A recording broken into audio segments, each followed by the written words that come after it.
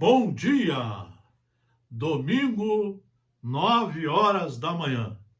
Estamos aqui na nossa reunião do Núcleo de Estudos Espíritas e Jurídicos, Gesiel. Estamos aqui no nosso domingo, desejando a vocês um domingo maravilhoso, de muita saúde, muita paz, muitos cuidados, muita prudência, muita serenidade, buscando sempre renovar os conhecimentos no Evangelho segundo o Espiritismo. Hoje nós vamos pegar sempre nós pegamos domingo, um livro de Emmanuel. E nós hoje vamos pegar Encontro Marcado, psicografia de Francisco Cândido Xavier, editora FEB. E vamos pegar aqui um texto para fazer algumas reflexões. Pausar para refletir ou refazer. Nunca estacionar para censurar ou lamentar. Nós já sabemos que censurar, Jesus já tinha alertado.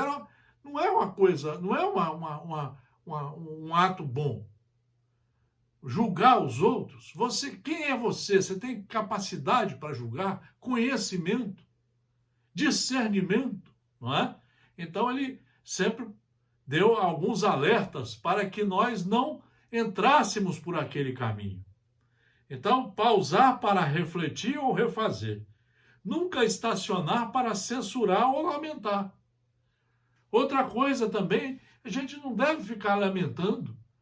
Toda vez que nós vamos lamentar, fomos nós que fomos imprudentes, negligentes, não respeitamos os horários, as leis.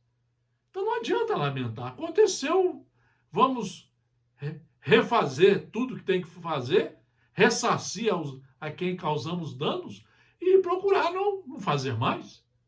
Procurar estudar mais para cumprir melhor a lei. Em toda parte e em qualquer tempo, vemos a vitalidade do universo a exprimir-se incessantemente. Árvores lançam fora de si as folhas inúteis e deitam vergônteas novas. Sementes, lembrando fragmentos cadaverizados da natureza, são confiados à terra que as fecunda, transfigurando-as com o tempo em gigantes do plano vegetal. Em teu próprio corpo, em teu próprio corpo, o princípio da ação constante se manifesta. Enquanto te guardas independente na esfera dos próprios pensamentos, milhões de células trabalham em teu favor. É verdade. Alimentas-te e não te preocupas com os fenômenos da nutrição. Dormes e multiplicas operações fisiológicas, e múltiplas operações fisiológicas se efetuam em ti, em nós, sem que precises tomar disso imediato conhecimento. É verdade. Deus fez tudo perfeito. Não é? Queiramos ou não reconhecer a verdade, estamos mergulhados no oceano da energia divina. Aí, tudo é comandado por Deus. Não é verdade? Tanto quanto o peixe dentro d'água.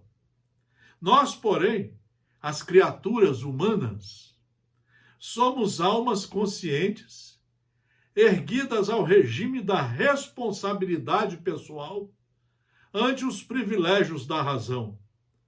E, conquanto existamos e nos movamos em Deus, conforme a feliz assertiva do apóstolo Paulo, somos livres para pensar, imaginar, criar e estabelecer, gerando causas e consequências na esfera de nossos próprios destinos.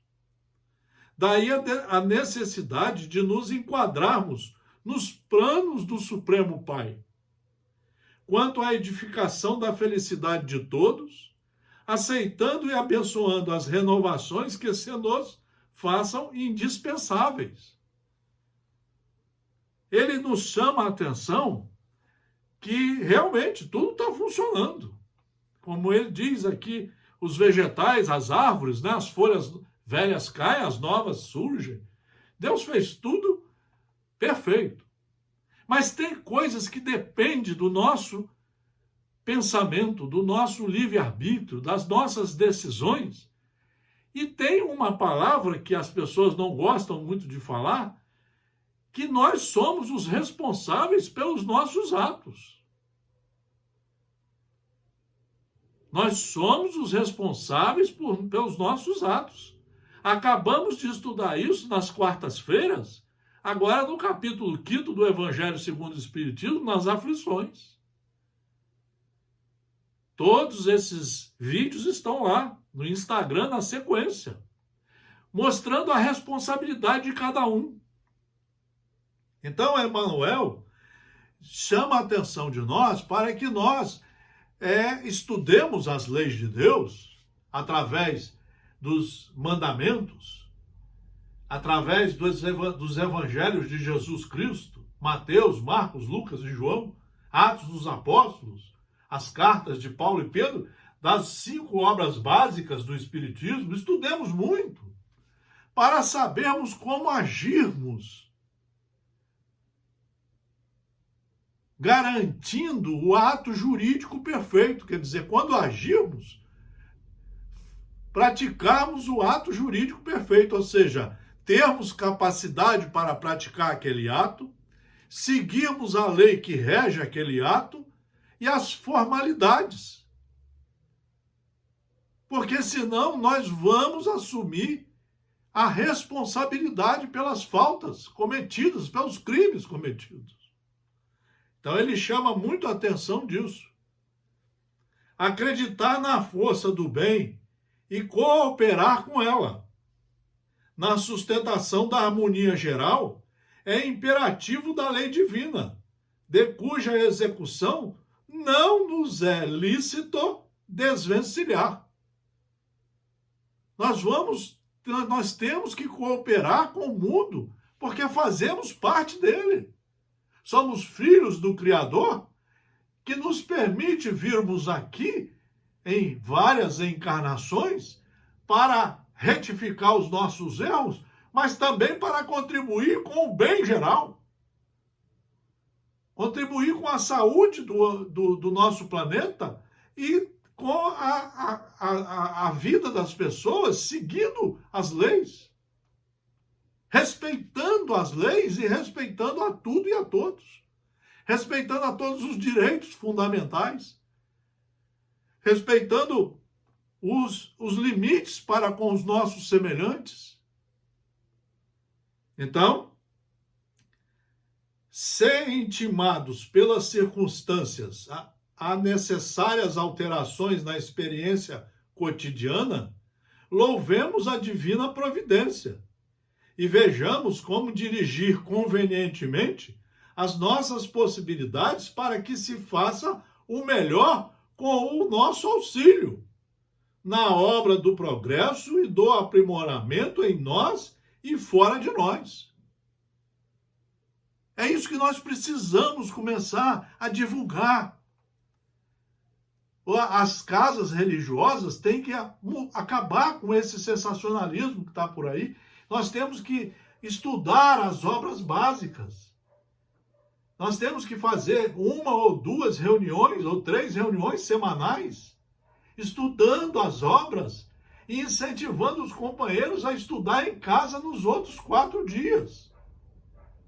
Nós temos que estudar todo dia, porque nós temos que captar o conhecimento, compreender, entender, assimilar e praticar, evitando novas corrigendas que nós vamos ter que ter se insistirmos nos erros.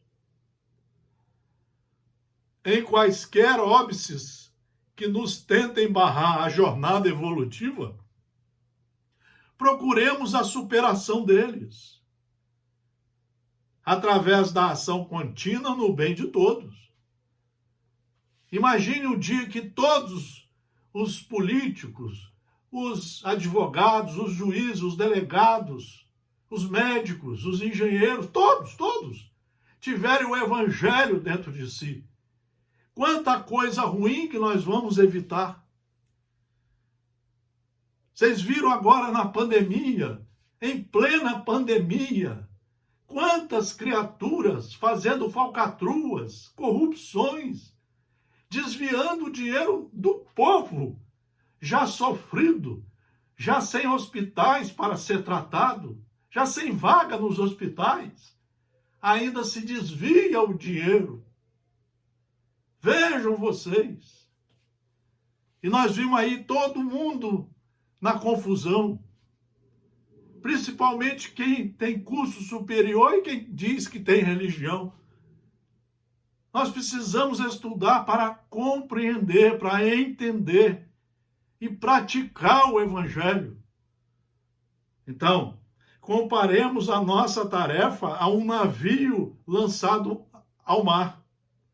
Tempestades sobrevêm e rochedos surgem, obrigando-nos, muitas vezes, a mudanças de rumo.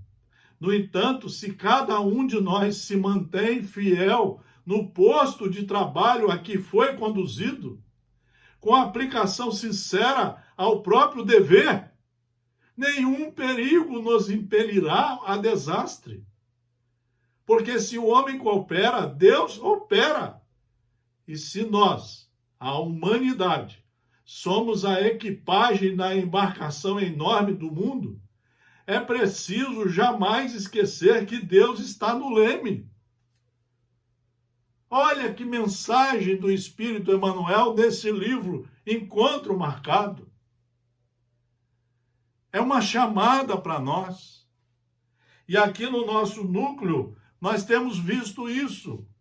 Nos estudos da segunda-feira, da quarta-feira, da sexta-feira e no domingo. Igual hoje, no domingo, nós estamos chamando a atenção, e por isso que não fazemos palestra. Sempre fazemos uma aula, trazendo um texto base e procurando chamar a atenção de nós para continuarmos os estudos em casa, absorvendo esses conhecimentos profundos do Evangelho segundo o Espiritismo, dos ensinos de Jesus diante das leis de Deus, para que tenhamos mais responsabilidade, para que saibamos agir, pensar e agir na sociedade em que estamos encarnados e responsabilizados pelos nossos atos. Então, o momento é de muita preocupação, porque nós não estamos enxergando nas religiões o trabalho base do Evangelho. Nós vamos, às vezes, em alguns congressos jurídicos espíritas e não vemos ninguém falando do maior jurista que veio à face da Terra, Jesus Cristo. Às vezes a gente passa lá 3, 4 dias e não vê ninguém falando do maior código de moral que veio à Terra, nos evangelhos de Mateus, Marcos, Lucas, João, nas cartas de Paulo, no livro dos Espíritos, no Evangelho segundo o Espiritismo, o céu e o inferno, na Gênese. Mas o núcleo central é o Evangelho segundo o Espiritismo. 28 capítulos.